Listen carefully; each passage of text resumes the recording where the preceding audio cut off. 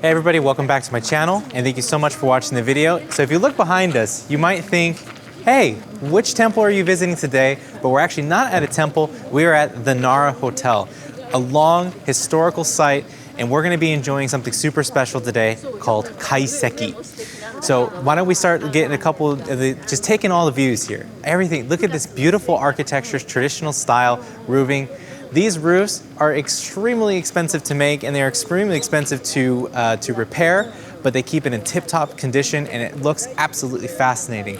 And if you look at all the different designs on the wood, they're all natural and just of timing. This is a natural fading of the colors.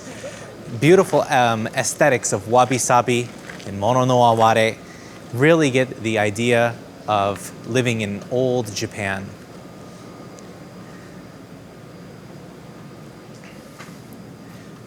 I believe it's a pretty penny to stay here one night, but definitely worth it.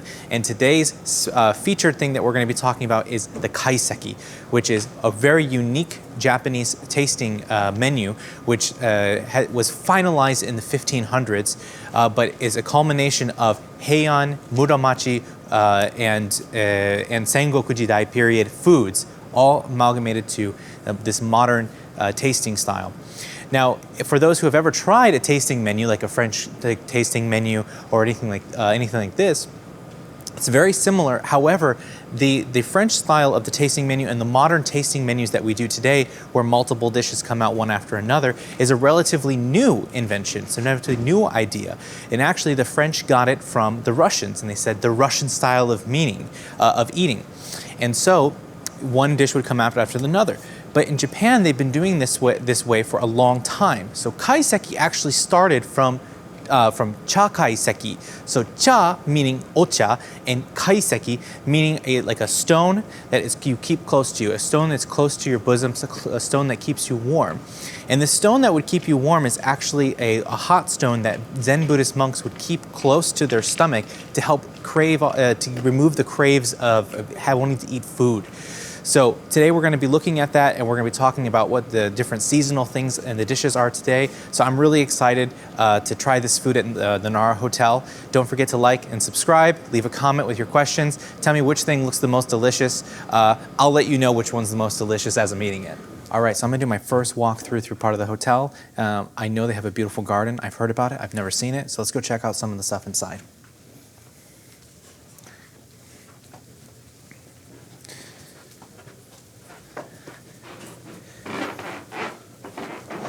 It is a beautiful balance between traditional Japanese and modern European, or even like a Victorian style European. We get a little bit of a sense of the garden right here. So I guess we just walk around to the right and we're gonna check this thing out. Really excited to see what this is about. Okay, so let's see who else. Okay, so we have the Imperial Majesties, the Emperor of Showa. That's intense. Okay. More of Empress and Emerita and her daughter. So pretty much every Empress and Emperor have come here and stayed at this hotel. I think it's pretty much a standard thing. They come to Nara, they stay here. That's right. Hey, year I was born. Do you know that Albert Einstein has also visited here? I did not know that. Okay. That's really cool. There's a little tea room at the back with a piano and a picture of him playing it. Awesome. Let's We go should check that out.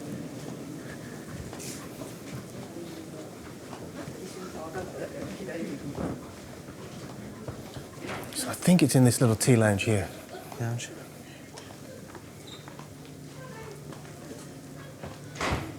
Yes.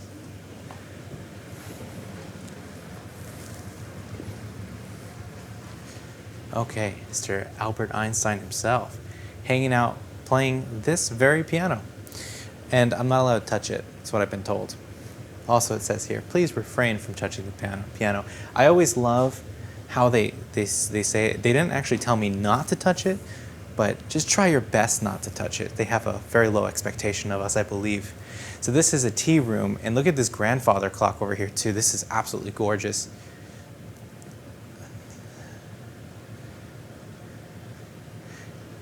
I definitely feel like I'm like revisiting the Union Club in Cleveland, Ohio, or some of the really high-end clubs in America with all of this like really old style.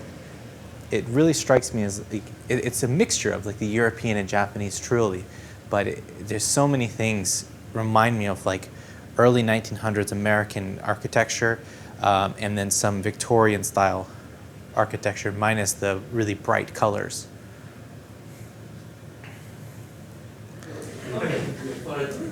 失礼いたします。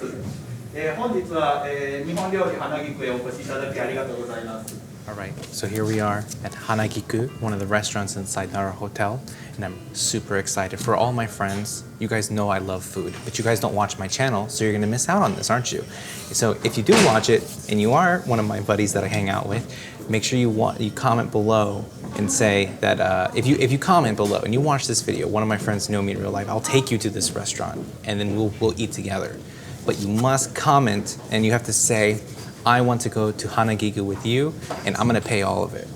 All right, so here's what we got today. We have this is our menu today, and one of the things that the chef talked about today is that he's going to be presenting with us with a lot of vegetables from this area. So one of the things that's really nice about kaiseki is that it's all about the natural ingredients that are around the area that you are eating in. So it's not even just that, but it's also things that are seasonal. So one of my things I absolutely love is lotus root, which is called renkon in Japanese. And one of my favorite things that you can eat, sometimes they put it with satsumaimo, or even sometimes like a Japanese pumpkins or other things, and sometimes they'll do it with like different types of meats. So I'm really excited to see what they bring. And so as they come out, we'll go over each one by one. All right, so here we go, getting started with our first dish, which is going to be a steamed snow crab with some egg. So even just you get the presentation here. Let's see if I can hold. If we get the camera over here, and you're going to notice a beautiful color of orange, which reminds you of the season right now of the trees changing colors. You even get a little bit of the red of the crab.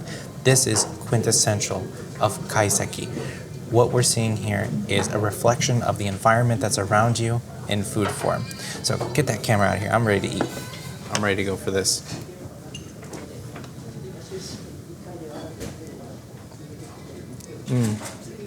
I don't know if you've ever had crab miso before, but it has that kind of texture, and it's full of crab flavor. Like I mean, almost like buttery. Really, really good, really smooth, and it has this the egg in here as well, and we have a bigger piece of crab as well. So a little bit of potato is also in there as well. Helps balance out a lot of the flavor. It's a really expensive cat food. It's really expensive cat food, exactly. I guess I do like cat food. Meow. Yeah, it's really good, man. No joke. Yeah, it's fantastic. We're gonna have to dig into that one. So this next dish is very long. It's so long they actually had to give me a piece of paper with it written out in English here. So this is a Ponzu Jelly with fillet of tiger globefish skin, deep fried fish with shiso leaves, monkfish liver with pickled vegetables, kombu rolled herring with kelp, and soaked turnip and sweet vinegar. How was I supposed to translate all that? That's ridiculous. But let's take a look at it. Okay, so we'll kind of go one by one here really quickly. So the ponzu jelly with the fried tiger globefish skin is here. Next over we have the shiso leaves with the monkfish liver and pickled vegetables will be over here and here. And then we have the kombu roll with herring and kelp soaked in turnip sweet vinegar, which is both of these things here as well. All right, here we go for the taste test. We're going to start with the not with the monkfish, but rather with the what is it? The tiger fish. It's torafugu in Japanese. So here we go.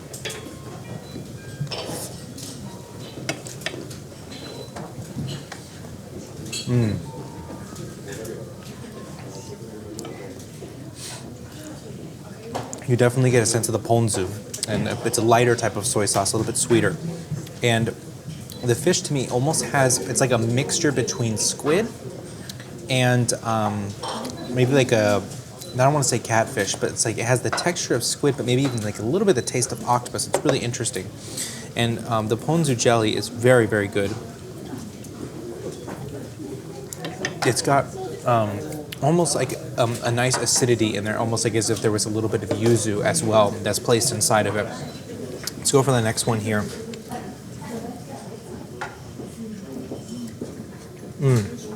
Yeah. Arigatou gozaimasu. I love things with miso in them. I love the shiso, like the shiso leaf. I like the creaminess of this dish. It's really, really. It's so nice to go in from what I just had to this. It almost balances it out really well.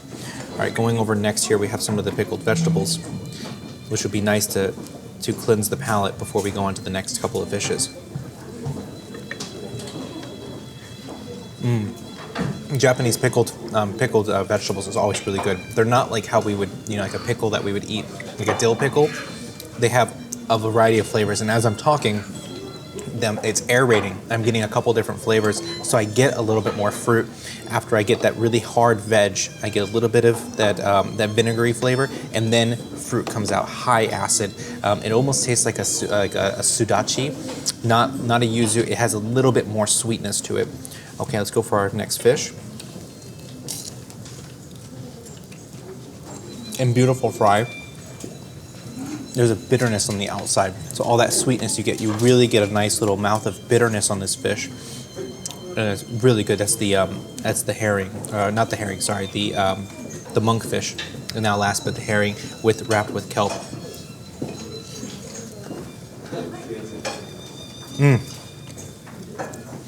The aroma from it, it's like you just went to the sea, and you get a lot of that. Some people don't like it. They don't like that ocean smell. They find it to be a little bit gross.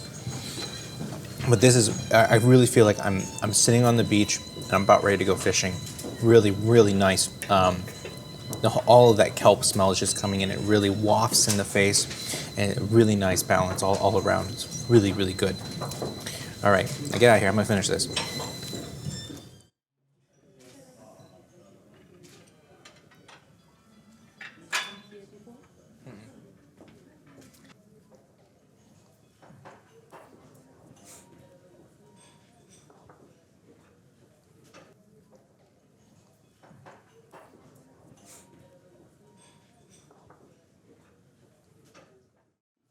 Okay, so next we have 3 different types of sashimi. We're going to be doing maguro, tai, and buri. And then we have a special shoyu, which is called hazamezu, which is from Mie. So hazamezu also has many products. They have different types of shoyu, and so this is their sweet version. They also have gyoza and everything. So they just got free advertisement. So hashtag please sponsor me. I'll do all of your products, everything. So let's go in and take a look here, and I'm going to teach you one very important rule about eating sashimi. So here is our maguro, there is the tai, and there is the buri, and then there's daikon in the middle, and then we have our wasabi. Now, I know how everybody wants to take the wasabi and put it into the shoyu. Don't do it. Just don't even think about it. If you think about it, it's sinful. You're going to go to hell, and you'll be there forever in eternity if you do it. So don't do it. It's unforgivable sin. Take a little bit of the wasabi, place on the top of the maguro. Then take the maguro and dip it slightly into the shoyu before consumption.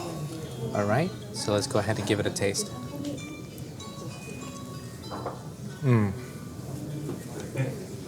I just love maguro. I love tuna. Everything about it. The name, the taste, the way she looks at me, everything about it. It's just amazing. Let's go ahead and move over to the tai. A little bit of wasabi on top. Go for the shoyu from hazamezu.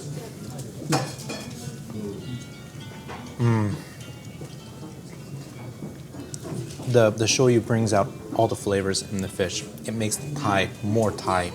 It makes the maguro even more maguro. And then we have the tai over here, which I have already given a little bit of wasabi on the inside, and then the previous maguro, which we ate. So let's go ahead and take a look at the buri. Amazing flavor. The nice thing about a little bit of wasabi and a little bit of shoyu is that it heightens all the flavors from the fish. Let's go for the last one, which is the buri. Or the tai. Sorry, I keep messing it up. This is tai. No sponsorship for you. I just lost all my sponsorship from Hanazume. That's the booty flavor. Amazing. So good and so fresh. A lot of the kaiseki fish are usually caught the day of, the morning of. It's usually at a fish market, somewhere around 3, 4 in the morning. They bring it in, they prepare it right here, fresh, and give it to you. It's really farm to table. So, looking forward to the next dish.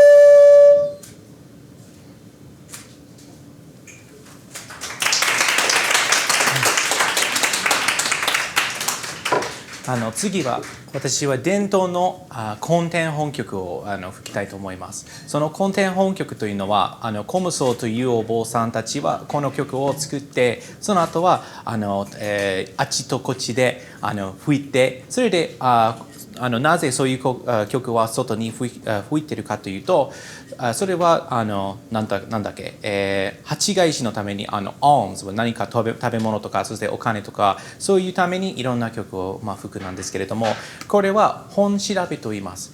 今日の解析は私はちょっといろんなことは調べたんですけれども、そしてたくさんの解析はいただいたことあるから、解析は茶解析から来ましたなのですけれども、その茶解析は禅と関係あるんですけれども、そして皆はよく言われている方は本曲は禅の関係があるから、この曲は吹いた方がいいかなと思いましたから、今日はよろしくお願いします。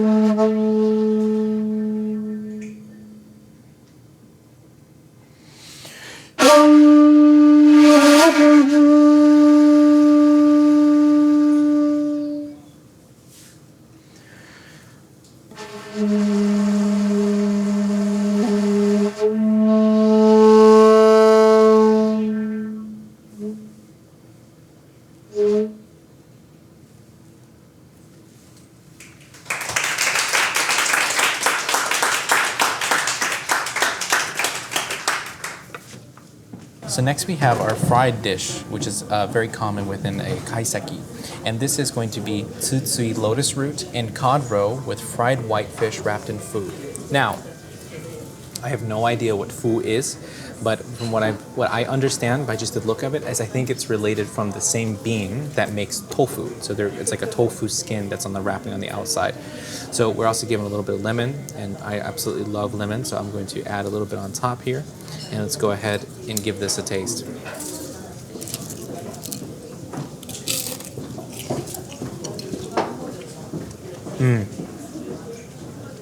The tempura fry style in Japan is so different than the fry food in America. It's not greasy. It's not. It doesn't have that same sort of kind of rich, but like baked or bready flavor to it. It's very, very light.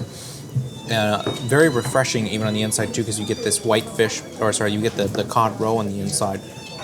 And so you get a little bit of that fishiness, a little bit of the saltiness that adds to the texture of the fried food.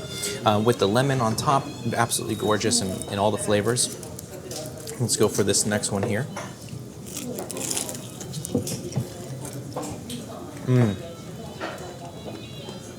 Yeah, that's a winner.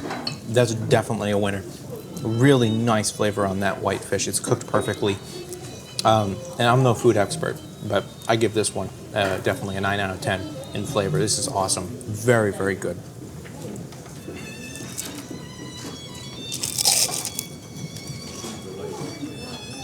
And you definitely get that crunch. That's a good sounding crunch.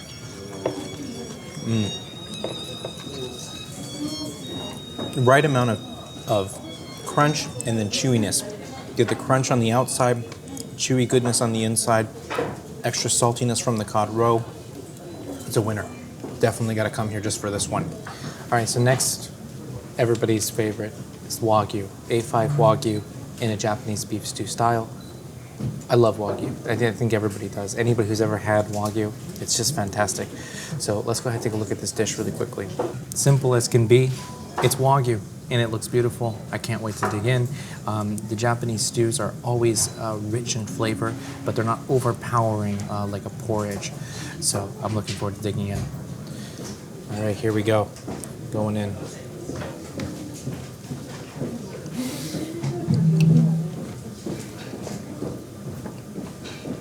What makes Wagyu so good is the fat content. And when it's rendered off into the soup itself, it's just so much flavor. I hate to even say it, it's just so umami. You get the umai, it's really, really good. Especially even with, you can take the sauce here with the vegetables as well.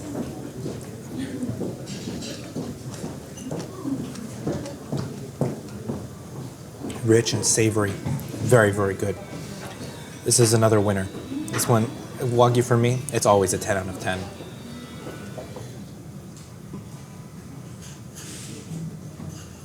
All right, so next we have rice with a Yamato chicken. So Yamato, when they mention Yamato, it's not Yamato Japan, like old country. Nara is actually used to be called Yamato no Kuni. So this Yamato chicken is chicken that was raised in Nara. So come over here, let's take a look at the presentation in our dish. All right, so we have our rice cooked. It looks beautiful. I already know it's just like packed with flavor. Our tsukemono, which is the pickled veg. And here we go. Beautiful presentation of this soup.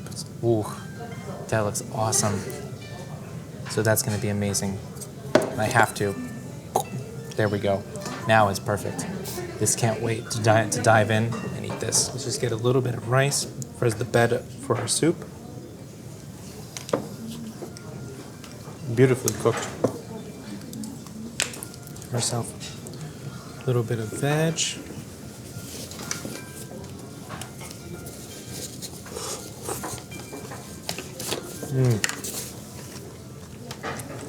Wonderful flavor.